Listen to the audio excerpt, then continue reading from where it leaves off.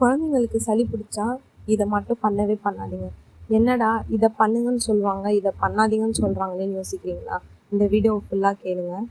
ஒரு வயசுக்கு உள்ளே இருக்கிற இந்த மாத கணக்கில் இருக்கிற குழந்தைங்களுக்கு மெயினாக இந்த எதுவுமே நான் சொல்கிறத பண்ணாதீங்க. ஏன்னா நம்ம பண்ணிடுவோம், ஆனால் குழந்தைங்க தான் அந்த கஷ்டத்தை ரொம்பவே அனுபவிப்பாங்க. நம்ம பார்த்து கஷ்டப்படுவோம். அதனால இந்த தப்பை மட்டும் பண்ணாதீங்க.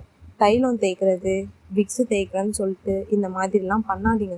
ஏன்னா அது நெடி ரொம்ப அதிகமாக வர்றதுனால குழந்தைங்களுக்கு ரொம்ப இரிட்டேஷன் ஏற்படும். அதே மாதிரி இந்த மிளகு வச்சு என்னமோ பண்ணுவாங்க, நாட்டு வைத்தியம்னு. இதெல்லாம் பண்ணாதீங்க. இப்போ ரீசெண்டாக இந்த மாதிரிலாம் நிறைய பண்ணி நிறைய குழந்தைங்க இறந்து போய் கூட நிறைய நியூஸ்லாம் கேள்விப்பட்டுருக்கோம். அதெல்லாம் நீங்களுமே கேள்விப்பட்டிருப்பீங்க. அதனால ரிஸ்க் எடுத்து இதெல்லாம் எதுவுமே பண்ணாதீங்க. இப்போ ரீசெண்டாக கூட ஒரு நியூஸ் வந்துச்சு. கற்பூரமும் விக்ஸும் நல்லா குழச்சி தைலம் எல்லாமே குழந்தையோட மூக்கில் தேய்ச்சிருக்காங்க.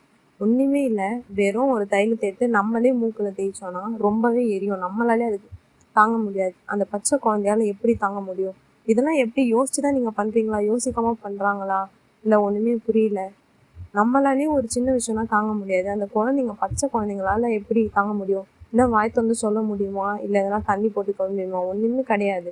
நம்ம தான் எல்லாமே அந்த குழந்தைங்களுக்கு ஏற்படுத்தி விட்டுறதே. தயவு செஞ்சு இந்த தப்பெல்லாம் பண்ணாதீங்க.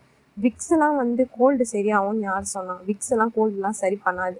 டாக்டர்ஸு நிறைய பேர் சொல்லியிருக்காங்க விக்ஸு எதுக்காக யூஸ் பண்ணணும்னு சொல்லிட்டு. கோல்டுக்குன்னு எந்த டாக்டருமே உங்களை அப்ளை பண்ண சொல்லவே இல்லை. இது தெரியாமல் ஏன் பண்ணுறீங்க? காலகாலமாக பண்ணுறோன்னு மற்றவங்க சொல்லிடுவாங்க. ஆனால் நம்ம குழந்தைங்களுக்கு நம்ம அது செஞ்சு தப்பாக ஏதாவது அப்ளை பண்ணி விட்டுட்டு அவங்க கஷ்டப்படுறத பார்த்து நம்ம தான் கஷ்டப்பட்டுட்ருக்கோம். அதை அனுபவிக்கிற குழந்தைங்களுக்கு இன்னும் அது எவ்வளோ கஷ்டமாக இருக்கும். எது பண்ணுறதா இருந்தாலும் யோசிச்சு பண்ணுங்க. ஒன்றுமே இல்லை, நீங்கள் எதுவுமே பண்ண வேணாம். உங்கள் குழந்தைக்கு ஏதாவது கோல்டு, காஃப் இந்த மாதிரி ஏதாவது ஃபீவர் இருக்கா, எல்லாமே வீட்டில் பண்ணணும் அப்படின்றது கிடையாது. உங்களுக்கு எது சேஃப்னு தெரியுதோ நீங்கள் அது பண்ணலாம். இந்த மாதிரி ஆபத்து வர மாதிரிலாம் இருந்துச்சுன்னா ரிஸ்க் எடுத்து எதுவுமே பண்ணாதீங்க. எவ்வளோ நம்ம செலவு பண்ணுறோம். ஹாஸ்பிட்டல் போங்க, டாக்டர் கிட்ட சொல்லுங்கள். அவங்க அதுக்கு சேஃபான குழந்தைங்களுக்கு சேஃபான மெடிசன்ஸ் இருக்குது, அது எல்லாமே கொடுத்து சரி பண்ணுவாங்க. சளி அதிகமாக இருக்கா, நெப்ளைசர் வைப்பாங்க. இல்லை நெப்ளைசர் வைக்கிற அளவுக்கு இல்லைன்னா ஏதோ மருந்து ஏதாவது கொடுத்து டானிக் அந்த மாதிரி கொடுத்து சரி பண்ணுவாங்க.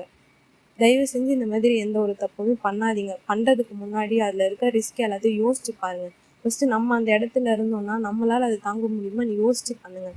தயவு செஞ்சு இது எல்லாருக்குமே நான் தாழ்ந்து ரொம்ப கேட்குறேன். தயவு செஞ்சு எது பண்ணுறதா இருந்தாலும் யோசிச்சு பண்ணுங்கள். அவங்க சொல்கிறாங்க, இவங்க சொல்கிறாங்க, பெரியவங்க தானே சொல்கிறாங்க அப்படின்ட்டு நீங்கள் பண்ணிடாதீங்க. இப்போ நிறைய பேர் அந்த மாதிரி தான் வயசானவங்க பண்ணுறாங்க, பெரியவங்க சொல்கிறாங்க அப்படின்னு சொல்லிட்டு அவசரப்பட்டு பண்ணிடுறாங்க.